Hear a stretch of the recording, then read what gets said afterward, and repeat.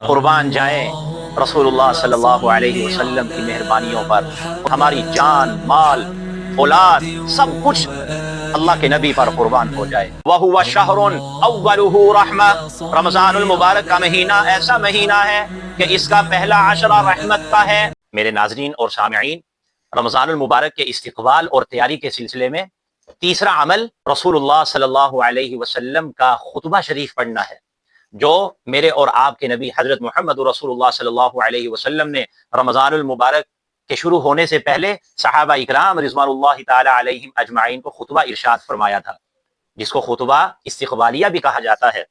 چنانچہ مشکاہ شریف کی روایت میں ہے، حضرت سلمان فارسی رضی اللہ تعالی عنہ یہ روایت فرماتے ہیں کہ شعبان کے آخری دن 29 شعبان کو رسول اللہ صلی اللہ علیہ وسلم نے صحابہ اکرام کو ایک عظیم خطبہ ارشاد فرمایا۔ اللہ کے نبی نے ارشاد فرمایا، یا ایھا الناس، اے لوگو، قد اظلکم شہر عظیم مبارک۔ اللہ کے نبی نے ارشاد فرمایا، اے لوگو، تمہارے سروں پر ایک عظیم مہینہ، بڑی شان والا مہینہ، بڑی برکتوں والا مہینہ، اللہ کی بڑی رحمتوں والا مہینہ سایہ فگن ہو رہا ہے۔ شہر فیہ لیلۃ خیر من الف شہر، اے لوگو، اس میں اللہ نے ایک رات ایسی رکھ دی ہے جو 1000 مہینوں سے بھی بہتر ہے، یعنی شب قدر۔ جعل اللہ تعالی صیامہ فریضہ، اے لوگو، اللہ تعالی نے اس مہینے کے روزے فرض فرما دیے ہیں۔ وقیام لیلہ تطوعا، اور اس مہینے کی راتوں میں اللہ کے سامنے کھڑے ہونا، قیام اللیل کرنا اور نماز پڑھنا، یہ اللہ تعالیٰ نے نفل یعنی سنت قرار دیا ہے، یعنی کہ تراویح پڑھنا۔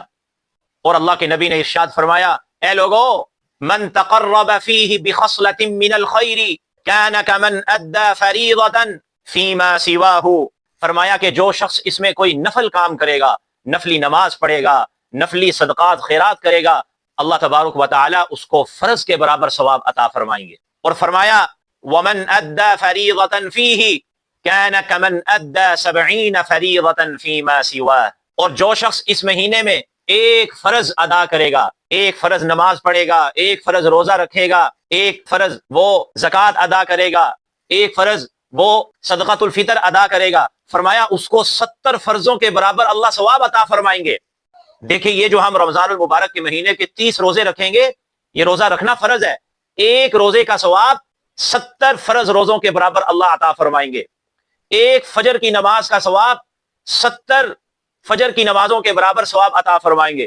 ایک ظہر کی نماز کا ثواب 70 ظہر کی نمازوں کے برابر ثواب عطا فرمائیں گے۔ ایک عصر کی نماز پڑھنے کا ثواب اللہ تعالیٰ 70 عصر کی نمازوں کے برابر ثواب عطا فرمائیں گے۔ ایک نماز مغرب پڑھنے کی صورت میں اللہ تبارک و تعالیٰ 70 نماز مغرب نمازوں کے برابر ثواب عطا فرمائیں گے۔ ایک نماز عشاء پڑھنے کا ثواب اللہ تعالیٰ 70 نماز عشاء کے برابر ثواب عطا فرمائیں گے۔ ایک نماز جمعہ پڑھنے کا ثواب اللہ تبارک و تعالیٰ 70 جمعوں کے برابر ثواب عطا فرمائیں گے۔ ایک زکوٰۃ ادا کرنے کا ثواب اللہ تبارک و تعالیٰ 70 زکوٰۃ ادا کرنے کے برابر ثواب عطا فرمائیں گے۔ اتنا ثواب اللہ تبارک و تعالیٰ عطا فرمائیں گے۔ اتنی رحمتوں والا، عظمتوں والا، اتنی شانوں والا مہینہ ہے، ہمیں زیادہ سے زیادہ بڑھ چڑھ کر آگے اللہ تبارک و تعالیٰ کی رحمتوں کو حاصل کرنا چاہیے، اللہ کی انوار و برکات سے مستفید ہونا چاہیے۔ ہم اس کے لیے بےتاب بیٹھے ہوں، ہمارا جذبہ بڑھ جائے اور ہم پیاسے بیٹھے ہوں، تاکہ اللہ کو بھی لگے کہ میرے بندے میری رحمتوں کو لینے کے لیے، میری رحمتوں سے مستفید ہونے کے لیے تیار بیٹھے ہیں، مشتاق بیٹھے ہیں۔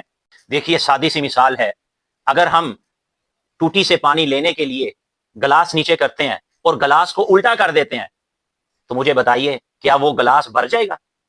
وہ کبھی بھی نہیں بھرے گا۔ گلاس کو بھرنے کے لیے ضروری ہے کہ گلاس کو سیدھا ہم رکھیں، اوپر کی طرف کریں تاکہ پانی اس کے اندر جائے۔ اسی طرح اگر ہمارے اندر جذبہ ہوگا، شوق ہوگا اور اللہ کی رحمتوں کے امیدوار ہوں گے تو اللہ کی رحمت ہماری طرف بڑھے گی۔ اگر ہم غافل ہو کے بیٹھے رہیں گے اور شوق اور جذبہ نہیں ہوگا تو کس طرح اللہ کی رحمت ہمیں مل جائے گی؟ کیسے ہم رمضان المبارک کے مہینے کی انوار و برکات سے مستفید ہو سکیں گے؟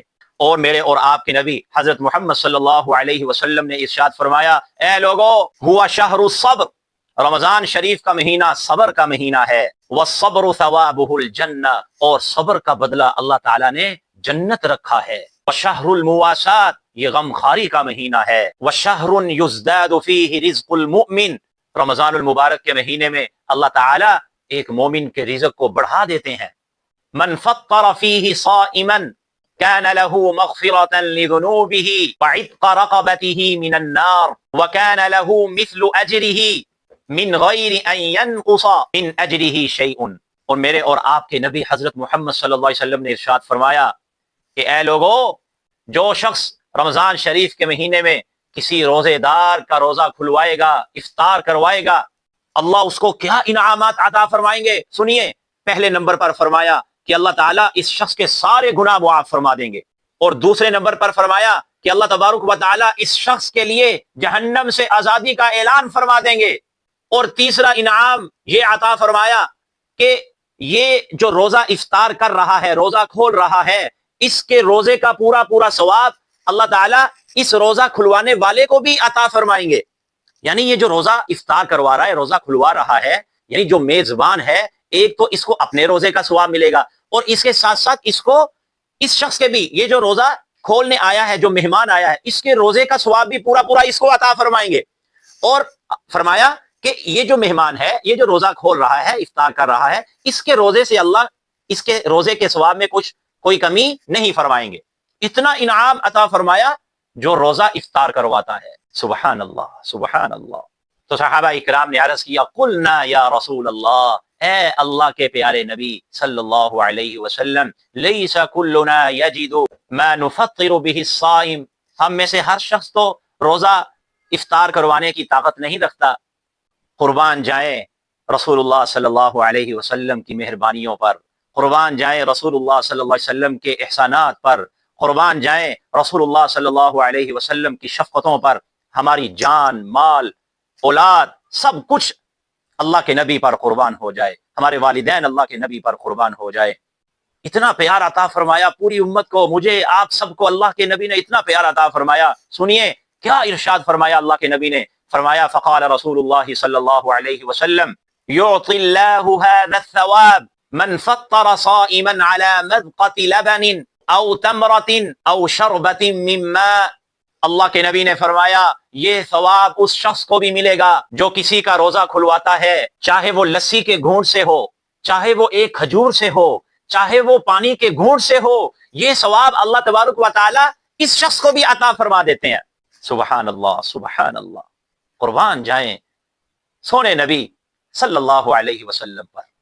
اور سنیے کہ جو مالدار لوگ تھے، جن کے پاس بڑی دولت تھی، جو بڑھ چڑھ کر لوگوں کو کھانا کھلاتے ہیں، پیٹ بھر کر کھانا کھلاتے ہیں، اور ہر قسم کے کھانے آگے پیش کر دیتے ہیں، اور مہمان کو خوش کر دیتے ہیں، مہمان کا حق ادا کر دیتے ہیں، ان کے بارے میں اللہ کے نبی نے کیا فرمایا ذرا سنیے۔ فرمایا وَمَنْ أَشْبَعَ صَائِمًا سَقَاهُ اللَّهُ مِنْ حَوْضِي شَرْبَةً حَتَّى يَدْخُلَ الْجَنَّةَ۔ فرمایا کہ جو شخص کسی روزے دار کا روزہ کھلواتا ہے، افطار کرواتا ہے، اور اس کا خوب پیٹ بھرتا ہے، پیٹ بھر کر کھانا کھلاتا ہے، فرمایا پچھلے انعام کے ساتھ ساتھ اللہ تبارک و تعالی اس کو قیامت کے دن میرے حوض کوثر سے، میرے دستے مبارک سے اس کو پانی پینا نصیب فرمائیں گے، اور جب وہ پانی پی لے گا پھر اس کو قیامت کے دن کبھی پیاس نہیں لگے گی، حتی یدخل الجنہ، یہاں تک کہ اللہ تبارک و تعالی اس شخص کو جنت میں داخل فرما دے۔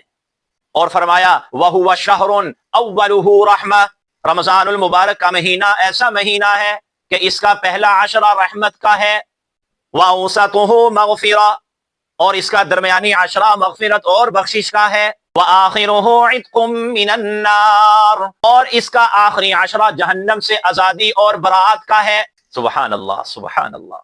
اور فرمایا وَمَنْ خَفَّفَ عَن مَمْلُوكِهِ فِيهِ غَفَرَ اللَّهُ لَهُ وَأَعْتَقَهُ مِنَ النَّارِ، کہ جو شخص اس مہینے میں اپنے ماتحت سے، اپنے نوکر سے، اپنے ملازم سے اور اپنے غلام سے بوجھ ہلکا کر دیتا ہے، بوجھ کم کر دیتا ہے، اور اس سے کام کم لیتا ہے تاکہ وہ بھی آسانی کے ساتھ روزہ رکھ سکے اور اللہ تبارک و تعالیٰ کی عبادت ادا کر سکے، تو فرمایا اللہ تبارک و تعالیٰ ایسے مالک کو، ایسے شخص کو کتنے انعامات عطا فرمائیں گے۔ سنیے، پہلے نمبر پر فرمایا غفر اللہ لہ، اللہ تعالیٰ اس شخص کے، اس مالک کے سارے گناہ معاف فرما دیں گے۔ اور دوسرے نمبر پر فرمایا وَآتَقَهُ مِنَ النَّارِ، اللہ تعالیٰ اس شخص کے لیے بھی جہنم سے آزادی کا اعلان فرما دیں گے۔ سبحان اللہ، سبحان اللہ۔ یہ ہے رمضان المبارک کی تیاری اور استقبال کے سلسلے میں تیسرا عمل۔